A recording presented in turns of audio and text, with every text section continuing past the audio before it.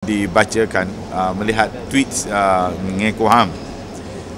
Beliau kelihatan agak terlalu peribadi dengan saya dan Khairi. Saya tidak tahulah apa yang beliau terlalu bersifat peribadi dengan kes dengan kenyataan beliau.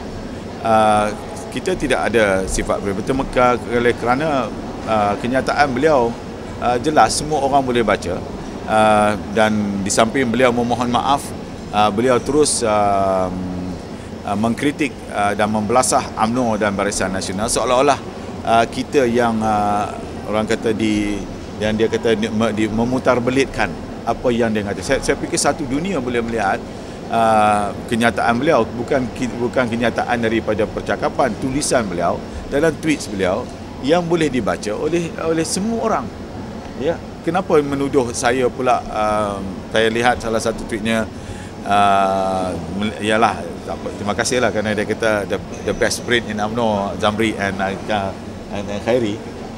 Dia kata there's no hope for UMNO because orang yang macam saya dan Khairi pun sudah menjadi terlalu rendah memanipulasi tweetnya itu. Saya tidak, ini bukan soal manipulasi.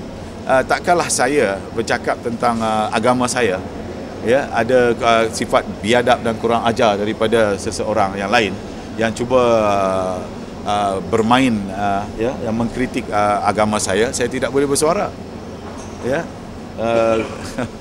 Dan saya pun lihat begitu juga dengan orang lain.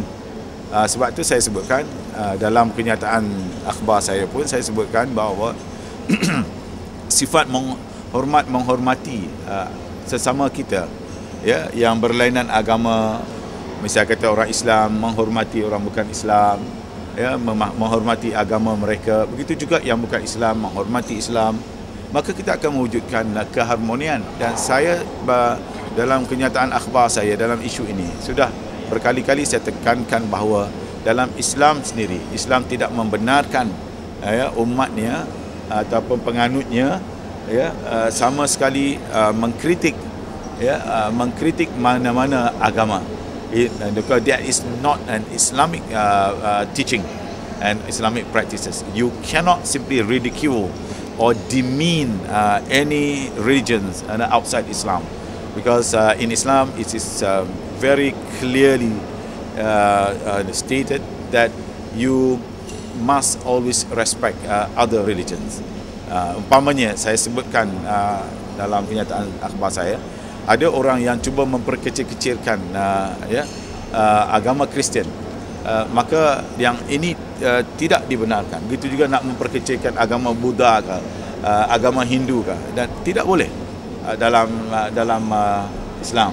Jadi kerana sifat menghormati antara agama itu, dan bila dilihat, dan saya pun tidak membaca tweetnya, cuma ditunjuk oleh wartawan dan saya baca tweetnya dan saya melihat kenyataan beliau itu, tweet beliau itu adalah sangat uncalled for, tidak bertanggungjawab, walaupun beliau meletakkan dalam konteks pertanyaan soalan.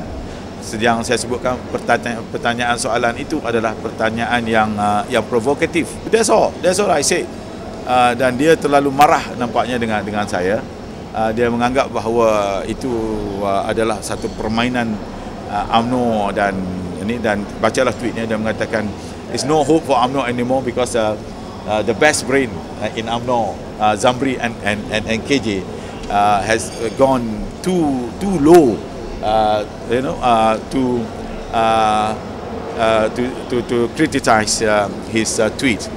It's not a question of too low or what, but I think he is too low. Yeah, I am sorry to say this. He is too low.